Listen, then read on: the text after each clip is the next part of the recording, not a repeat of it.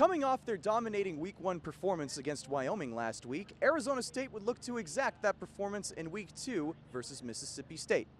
And while that seemed to be the case early on, things got interesting.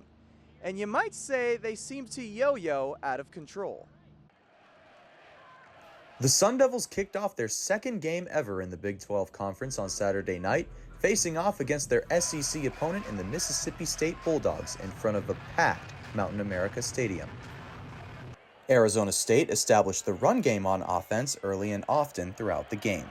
The Sun Devils scored points on all 4 of its offensive possessions in the first half, with a pair of touchdown runs coming from quarterback Sam Leavitt and 2 field goals from kicker Ian Hershey.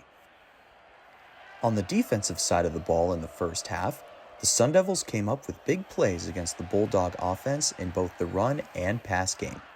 The Arizona State defensive line created havoc for Mississippi State quarterback Blake Shapen, coming up with a strip sack fumble in the second quarter forced by defensive lineman Clayton Smith and returned for a scoop-and-score touchdown by C.J. Fite. Arizona State rumbled into halftime leading 27-3. But while Arizona State seemed to be firing on all cylinders in the first half, the second half featured plenty of fireworks. After ASU kicked a field goal on its first possession of the second half, Mississippi State would start to heat up, scoring touchdowns on 3 of its last 4 possessions. On the Bulldogs' last possession, Shapen found wide receiver Kevin Coleman for an 80-yard touchdown, his second touchdown pass of the night, to pull Mississippi State within 7 points with 5:27 left in the game. But it was too little too late. On Arizona State's last possession, the Sun Devils needed a big play to run out the clock, and they got one. Leavitt handed the ball off to running back Cam Skattebo, who took the ball to the 10-yard line of Mississippi State, and that would do it. Skattebo would account for a career-high 262 of the Sun Devils' 359 rushing yards in the game, as ASU wins 30-23, marking their first 2-0 start since 2021, and the first time Arizona State defeated an SEC team in program history. It had previously been 0-5 against SEC teams.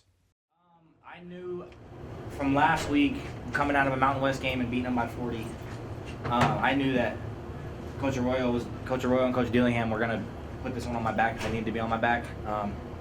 These guys stepped up to the challenge all week, and they did a great job in practice all week. We repped and repped and repped and repped, both the 4 down and the 3 down front. So we were ready for both of them. But I mean, I'm always expecting to have it in my backpack, but it's not an every week thing. And this week it was. So I was excited to do that. I'm glad I was able to do that. I'm glad these guys trust me to be able to do that. And yeah, I love this game. I think it's the first time in school history, 10,000 students in the student section, back-to-back games, which is awesome. I mean, you could feel the energy in the stadium. This is a fun place to be in when it's rocking.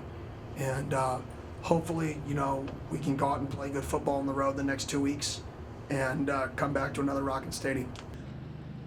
The Sun Devils will look to stay perfect on the season as they will travel to San Marcos, Texas to take on the Texas State Bobcats on Thursday.